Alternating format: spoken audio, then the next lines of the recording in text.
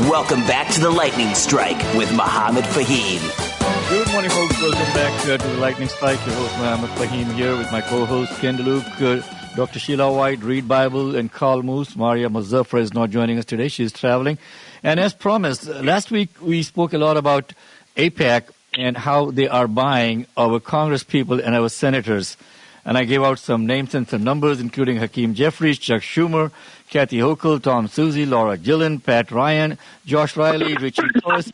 The thing goes on and on, folks. But one of the things that people are not aware of, or not really too much aware of, is the American Israel Education Foundation, AIEF. And if you have not heard the name, here it is for you. Now, this is the charitable arm affiliated with AIPAC, America's pro-Israel lobby, right, which is not really registered as a lobby. Okay. So AIPAC has got this AIEF arm, which actually is funding all of these educational, quote-unquote, tours. And that's all they do. It's the Educational Foundation. Their work is limited to funding educational tours for our leaders to come. And the only country that they go to for the educational tours is Israel.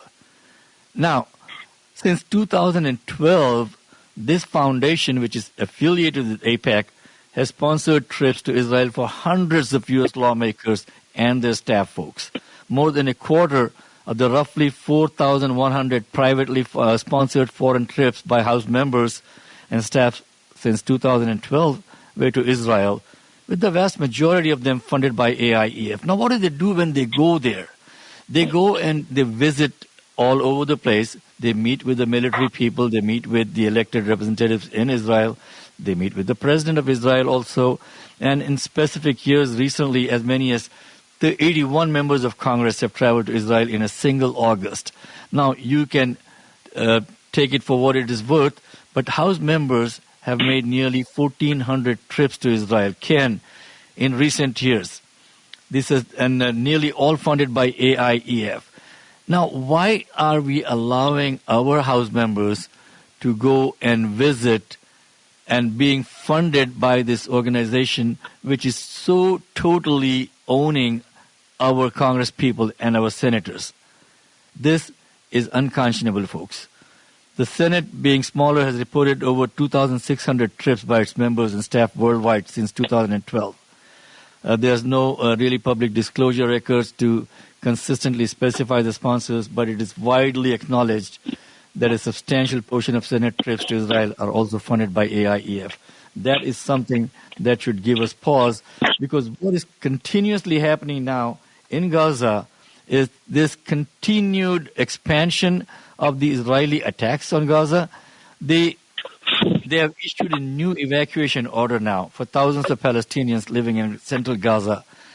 Where the heck are they supposed to go, folks? They are targeting the city of Deir al-Balah now and ordering residents and displaced people in tents to move south to Al-Mawasi area. Israel claims that this is to expand operations against Hamas militants, right? But the area is considered a safe zone, has itself been subjected to repeated airstrikes. And by the way, let us not forget that it is our money and our arms that is helping with this genocide that is going on over there. I am so ticked off with this. That's the only word that I can use on the air. I'm speechless. Reed, I want your take on this. Well, Mohammed, pretty much all the world scholars who have specialized in the history of genocide in this world have agreed that this is genocide that is being perpetrated in Gaza, and it's spilling over into the West Bank as well. And there's no question but that we are providing funding and weaponry to this horrendous activity on the part of Netanyahu. I'm not going to say that all the citizens of Israel are for this, because I know they're not. It is their government that is doing it. I totally agree with you, Reed. It's not all of Israel, because there's been multiple demonstrations in Israel by Jewish people against the programs of Netanyahu and his cohorts. The Zionists have taken over the power in the country, the people of Israel are not to blame for that. Exactly. Well, I mean, let's be serious here. The only reason why this is going on is because Netanyahu doesn't want to go to jail. Okay, so as long as he can keep the conflict going, that keeps him out of going to the pokey. You're absolutely right, Ken. And I understand that this week they had to not dismiss but adjourn his hearing, Netanyahu's hearing, for his alleged corruption because he perpetrated some more of this stuff, this time going into Syria and bombing there. So they try to unite as a country whenever they are involved in international conflicts of warfare. Temporarily, they put aside their domestic issues so that this hostility can be handled by their heads of state. And Netanyahu knows this very well, and he consistently, like you're mentioning, gets involved in this stuff to keep delaying what's the inevitable prosecution of him that probably is going to wind up in a conviction sooner or later. But he keeps pushing it off by engaging in warfare and genocide, and he's being monstrous.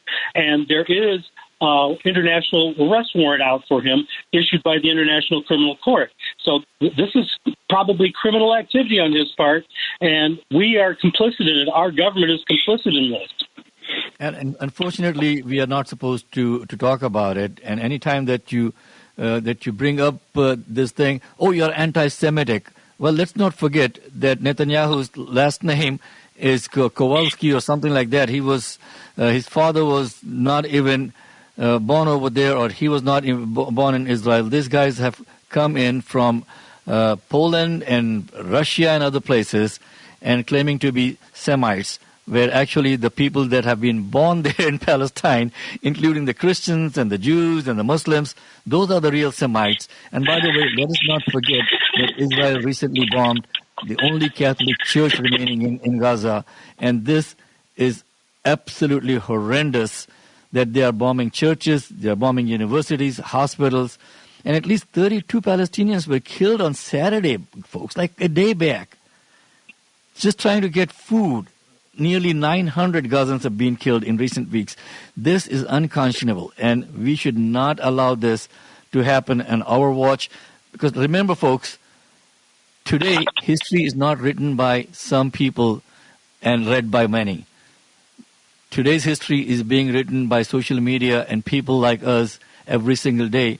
And tomorrow when we grow up, our children grow up and we grow old, they're going to come back and ask us, Dad, Mom, what did you do when this was happening on your watch? Let us not keep quiet, folks. Let's take a quick break, and we'll be back with Read Bible, throwing some more light on how the media in our country now is the government is trying to shut down and control the media. We'll take a quick break and be back on the other side of the break. If you want to join the conversation, please start dialing now. We do have phone lines open, 773-763-9278.